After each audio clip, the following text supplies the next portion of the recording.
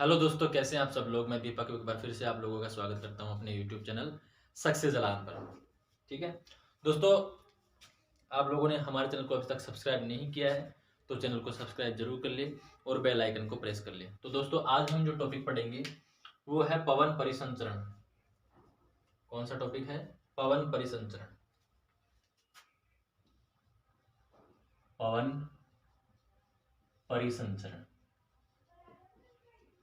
ठीक है। यानी कि पृथ्वी पर चलने वाली पवनों के बारे में आज हम लोग यहाँ पर पढ़ेंगे। तो पृथ्वी पर चलने वाली जो मुख्यतः पवनें हैं, ठीक है, 3 प्रकार की पवनें चलती हैं पृथ्वी पर, जिनमें से पहली है ग्रहीय पवनें। ग्रहीय पवनें, ठीक है, इन्हें हम स्थायी पवनें भी कहते हैं। स्थायी पवनें क्यों कहते हैं हम इन्हें?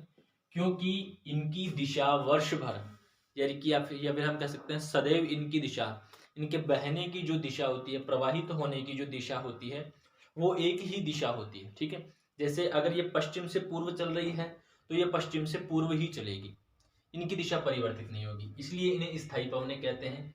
ग्रहीय पवनें क्यों कहते हैं? क्योंकि इन पवनों का विस्तार पूरे ग्लोब पर मिलता है, इसीलिए इन पवनों को ग्रहीय पवनें कहते हैं। इसके साथ साथ इन्हें सनातनी पवनें भी कहते हैं।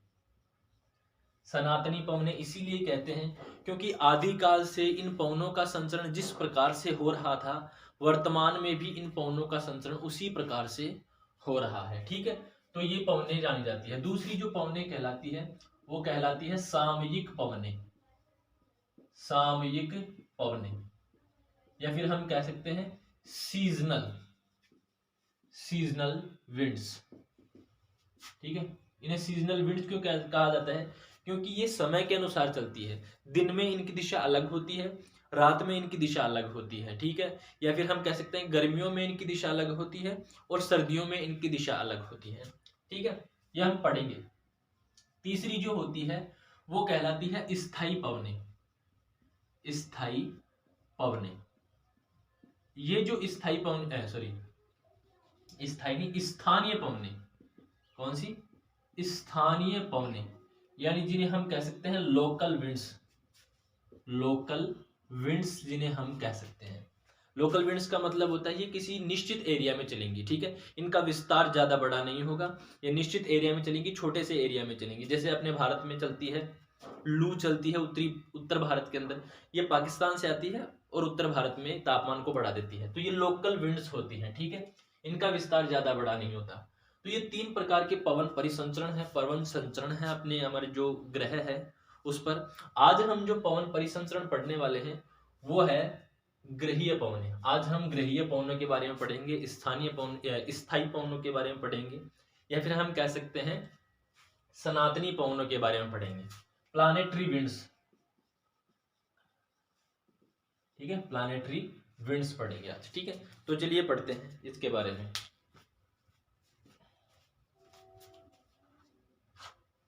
ठीक है,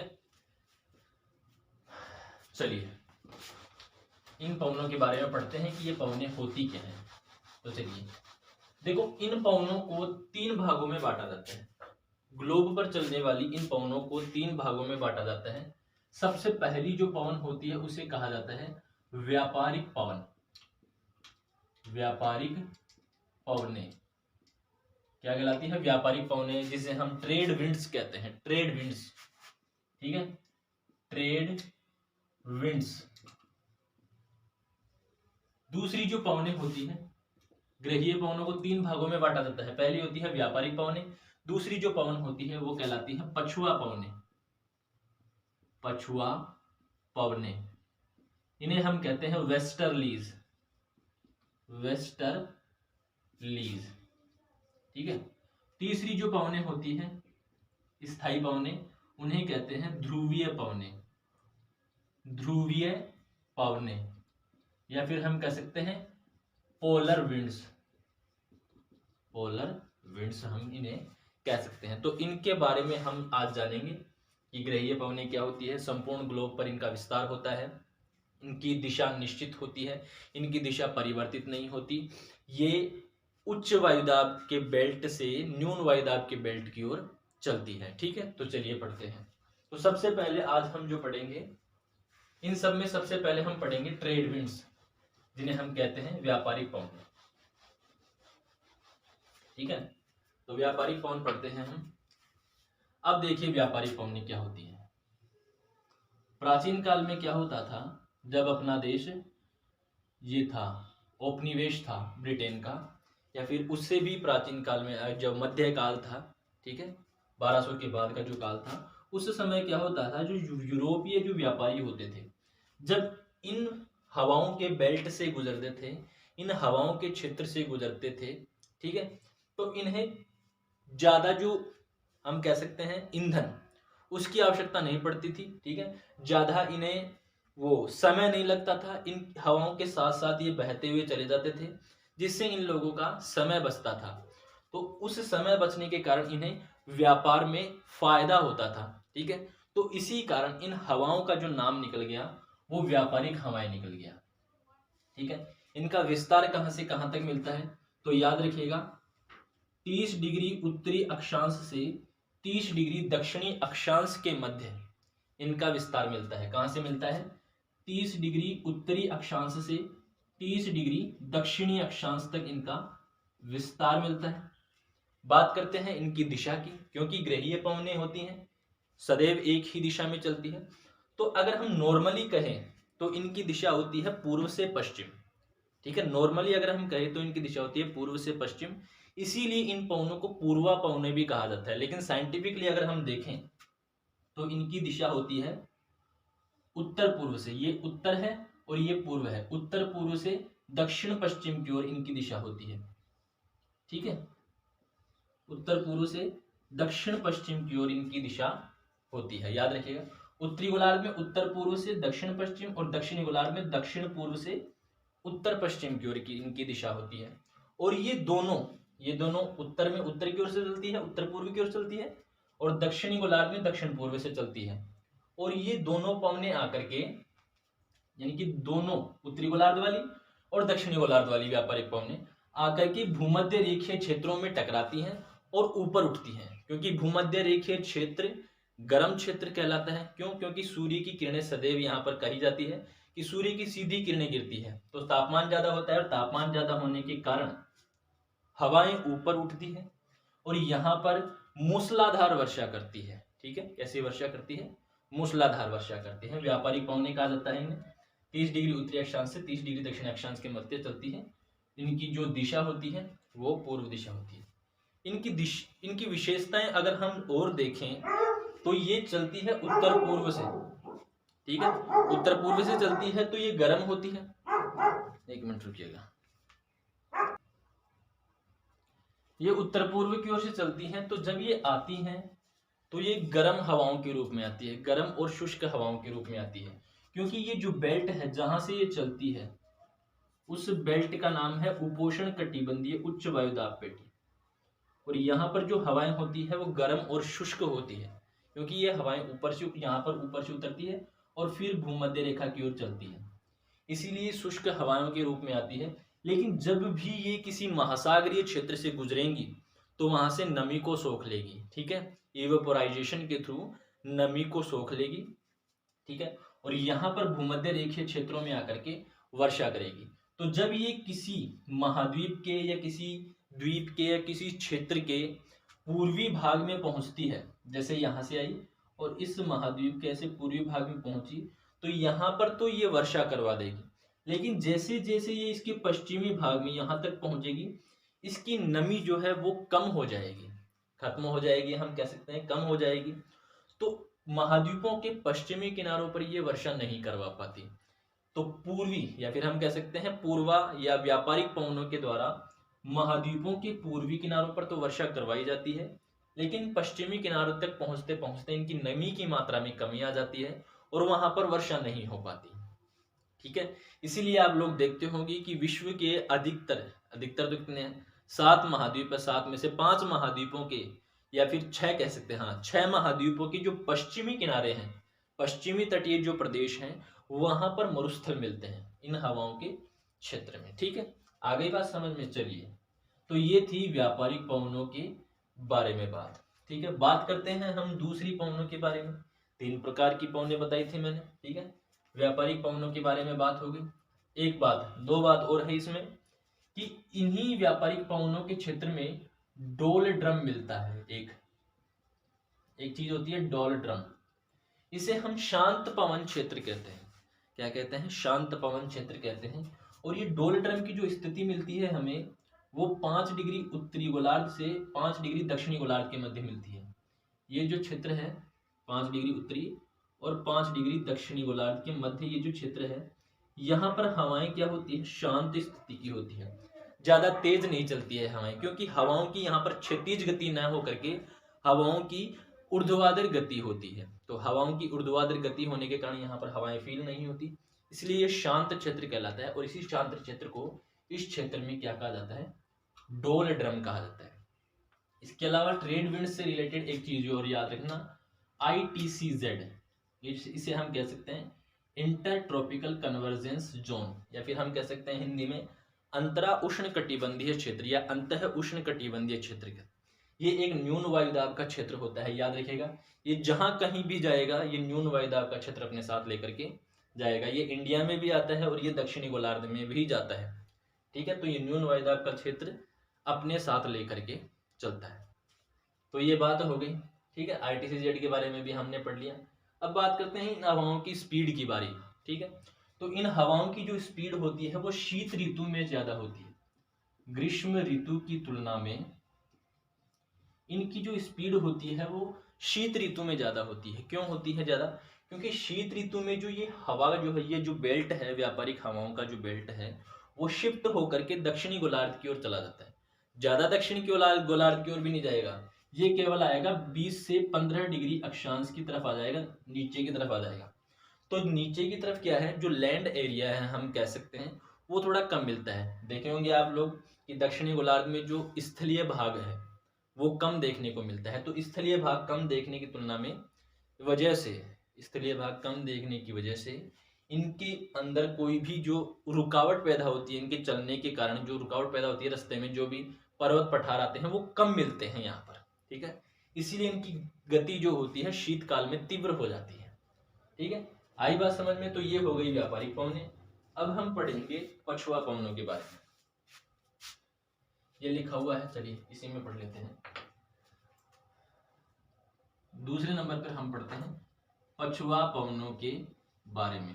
तो पछुआ पवनों को जैसे कि नाम से ही पता चल रहा है, इन्हें हम पछुआ पवनें क्यों कहते हैं? क्योंकि ये पश्चिम से चलती है। कहाँ से चलती है? पश्चिम से पूर्व की ओर चलती है, ठीक है। वेस्टर्लीज, वेस्टर्लीज, वेस्टर्लीज बोला जाता है इन्हें, क्योंकि ये पश्चिम से पूर्व चलती है। सामान्यतः अगर हम कहें, साइंटिफिकली अगर हम देखें, तो इनकी उत्पत्ति भी कहाँ से होती है?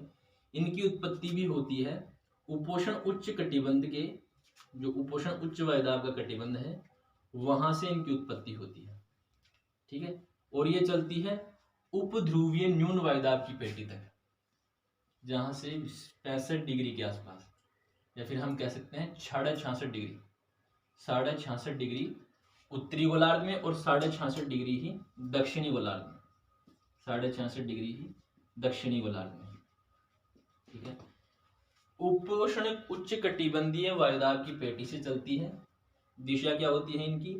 पश्चिम से पूर्व होती है, पश्चिम से पूर्व होती है, याद रखिएगा, ठीक है। अब ये हवाएं मैंने ऐसे क्यों थोड़ा सा इसको टिल्ट क्यों कर दिया, झुका क्यों दिया इन हवाओं की दिशाओं को? क्योंकि पृथ्वी के घूर्णन के कारण एक इफेक्ट ओरिजिन होता है, एक इफेक्ट की उत्पत्ति होती है, जिसे हम कोरियोलिस प्रभाव कहते हैं। उसके कारण कोई भी तैरती हुई वस्तु, कोई भी मुक्त वस्तु उत्तरी गोलार्ध में अपनी दिशा के दाईं ओर मुड़ जाएंगी और दक्षिणी गोलार्ध में अपनी दिशा के बाईं ओर मुड़ जाएंगी, ठीक है। बस इतना याद रखिएगा, ठीक है। इनकी विशेषता क्या है कि ये उपोष्ण उच्च कटिबंध से उत्पन्न होती है। पहुंचती कहाँ है? उपध्रुवीय न्यून वायुदाब पेटी पर पहुंचती है, क्योंकि हवाएं हमेशा उच्च वायुदाब से न्यून वायुदाब की ओर चलती है, ठीक है। इनकी जो स्थिति होती है उत्तरी गोलार्ध में वो रेगुलर नहीं होती है, ठीक है। दक्षिणी गोलार्ध में इनकी स्थिति रेगुलर होती है, कंटिन्यूअस होती है, लगातार होती है। दक्षिणी गोलार्ध में कंटिन्यूअस क्यों होती है? क्योंकि यहाँ पर जलीय भाग की अधिकता है, और यहाँ पर स्थलीय भाग की अधिकता होने के कारण बीच बीच में जो रुकावटें आती हैं उनके कारण इनकी स्पीड जो है वो कम हो जाती है थोड़ी बहुत, ठीक है। दक्षिणी गोलार्ध में इनकी स्पीड अधिक रहती है। तो दक्षिणी गोलार्ध में अक्षांश के अनुसार, अक्षांश स्पेसिफिक अगर हम देखें तो इन्हें अलग अलग नामों से जाना जाता है। तो इन्हें 40 डिग्री, चलो पहले विस्तार देख लेते हैं इनका, ठीक है। तो ये चलती है 40 डिग्री से लेकर के 65 डिग्री के आसपास, 40 डिग्री से 65 डिग्री के आसपास चलती है, ठीक है। इनके बीच में चलती है। तो इन्हें अलग अलग अक्षांशों पर अलग अलग नामों से जाना जाता है। जैसे 40 डिग्री पर बात कर रहे हैं हम केवल दक्षिणी गोलार्ध की, उत्तरी गोलार्ध में इनकी स्पीड इतनी नहीं होती, क्योंकि मैंने बता दिया क्योंकि स्थल भाग उत्तरी गोलार्ध में अधिक रहता है। तो रुकावटें जो हिंडर्स जो हैं वो ज्यादा आ जाते हैं यहाँ पर, ठीक है। तो इन्हें दक्षिणी गोलार्ध में, स्पेसिफिक रूप से दक्षिण गोलार्ध में, याद रखिएगा स्टेटमेंट पूछा जाता है, दक्षिणी गोलार्ध में 40 डिग्री अक्षांश पर, 40 डिग्री दक्षिणी अक्षांश पर इन्हें कहा जाता है गरजती चालीसा, गरजती चालीसा। 50 डिग्री दक्षिणी अक्षांश के आसपास, दक्षिणी गोलार्ध की बात हो रही है, याद रखिएगा, इन्हें कहा जाता है भयंकर 50, भयंकर 50, रोरिंग 40s वगैरह, ठीक है। 60 डिग्री के आसपास ये कहलाती है चीखती 60, चीखती 60। ये अलग अलग नाम से जानी जाती है। दक्षिणी गोलार्ध की बात हो रही है, ठीक है, ठीक है। हो गई इनकी दिशा भी हो गई, किन किन नामों से जाना जाता है दक्षिणी गोलार्ध में।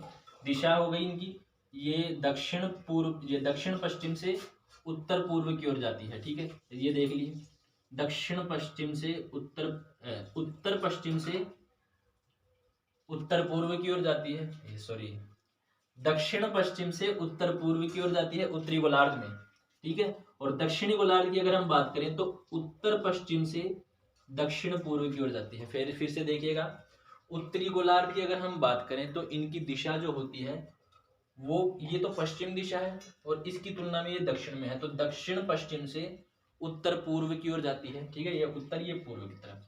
दक्षिणी गोलार्ध की अगर हम बात करें तो इनकी दिशा होती है उत्तर, इस भाग की तुलना में ये उत्तर में है, तो उत्तर पश्चिम से दक्षिण पूर्व की ओर जाती है। बस इतना याद रखिएगा, ठीक है। ये हो गई। अब तीसरी हम देखते हैं ध्रुवीय पवनें, ध्रुवीय पवनें, ध्रुवीय पवनें, पोलर विंड्स, पोलर विंड्स, ठीक है। इन्हें पोलर विंड्स क्यों कहा जाता है? क्योंकि ये जिस स्थान से ओरिजिन होती है, देखिए याद रखिएगा, कोई भी वस्तु जिस स्थान से उत्पन्न होगी वो उसी स्थान के नाम से जानी जाएगी। जैसे आप कहीं से, अपने गांव से कहीं दूसरे गांव पर जाते हो, तो आप जिस गांव में जा रहे हो उस गांव वालों के नाम से नहीं कहलाते, जिस गांव से जा रहे हो उस गांव वालों के नाम से जानते हैं। जैसे कोई खटश्याम जी में रहने वाला है, सीकर में खटश्याम जी है, तो वहां से अगर कोई दूसरे स्थान पर रहने जाता है तो वो खाटू वाले कहलाते हैं, ठीक है। तो यही जो है कि ये ध्रुवों से चलती है, इसीलिए इन पवनों को ध्रुवीय पवनें कहा जाता है। ये पश्चिम से चलती है, इसीलिए इन्हें पछुआ पवनें कहा जाता है, ठीक है। तो इनकी जो उत्पत्ति होती है वो उच्च वायुदाब के कारण होती है। क्यों? क्योंकि ध्रुवों पर क्या मिलती है? ठंड मिलती है, ठंडी हवाएं चलती हैं, और ठंडी हवा क्या होती है? भारी हवा होती है। और यहां से जो हवा चलेगी वो उपध्रुवीय न्यून वायुदाब पेटी की ओर चलेगी, उपध्रुवीय न्यून वायुदाब पेटी की ओर चलेगी, ठीक है, याद रखिएगा, उपध्रुवीय न्यून वायुदाब की पेटी की ओर चलेगी। अब इनकी सामान्यतः जो दिशा होती है, मानी जाती है, वो पूर्व से पश्चिम मानी जाती है।